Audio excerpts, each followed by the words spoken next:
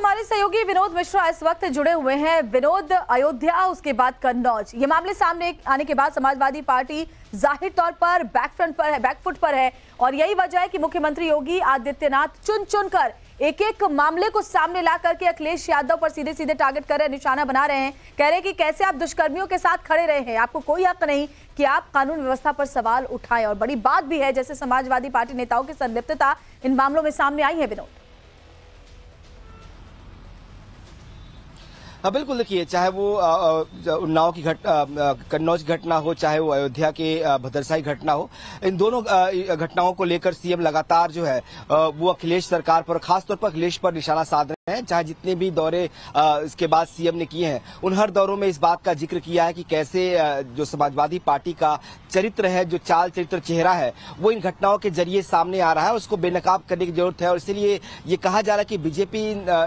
इस बात को लेकर जनता के बीच जाए कि समाजवादी पार्टी का चरित्र कैसा है, उसके नेताओं के इस चरित्र के जरिए उसको बताया जा सकता है। सीएम लगातार इस बात को कहते रहे कि वो सत्ता में इसलिए है कि उत्तर प्रदेश में बहु बेटियों की इज्जत के साथ कोई खिलवाड़ न कर सके, उनकी सुरक्षा के साथ कोई खिलवाड़ न कर सके, और सत्ता में रहने का मकसद भी उनका यही है। और इसी बात को लगातार जिक्र कर रहे हैं, चाहे मुजफ्फरनगर में उन्होंने जो बातें कही हैं या इससे पहले भी लगातार वो कहते रहे कि अगर आप उत्तर प्रदेश में किसी बहु बेटी के साथ छेड़छाड़ करेंगे तो अगले चौराहे पर यमराज आपका इंतजार करते होंगे। तो ये मकसद साफ है कि उत्तर प्रदेश की जो कानून व्यवस्था पिछले 6 सालों में बनी है, उसको उसके पीछे वो इसीलिए है कि उत्तर प्रदेश में महिलाओं की सुरक्षा को लेकर कोई खतरा ना हो। और योगी उस बात को जनता के बीच लेकर जाना चाहते हैं कि किस तरीके से जब उत्तर प्रदेश में 2017 में बीजेपी की सरकार बनी थी, तब कैसी छवि उत्तर प्रदेश में कानून व्यवस्था को लेकर थी और किस तरह से बदलाव हुआ है। और जो सपा के दो नेता, चाहे वो अयोध्या हो चाहे कन्नौज में, जिनके नाम सामने आए हैं रेप के जैसे मामलों में, तो इसके जरिए समाजवादी पार्टी को एक तरह से उसके चेहरे को